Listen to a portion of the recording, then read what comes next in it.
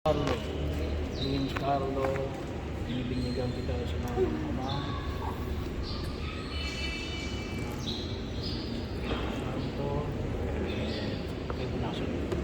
Ngayon naganap na ng Diyos Ama ng ating Panginoon sa Kristo, ang muling pagsilang sa tubig ng Espiritu Santo, ang pagkapayo ng langis at papakilala ng pagtukod ng Espiritu Santo, sa muling sininong sa binyag, maging madlang ang bata ng Diyos, kanyang pagkaitong hari, patupeta ngayon pa sa walang hanggan. Amen.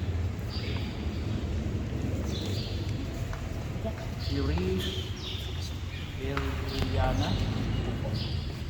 Riz Iliana. Bago ng Porto Bulitas mo. Riz Iliana. Riz Iliana. Binibinilang kita sa mga Ama.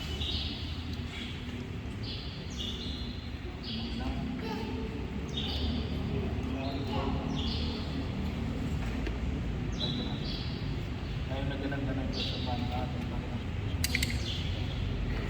Santo, ang pagkapayo ng pagkakilala ng Santo, sa muling sininang sa pagkakilala ng bata nito, ang kanyang pakisay Kristo Hari, Haring Propeta, ngayon pa sa walang hanggan.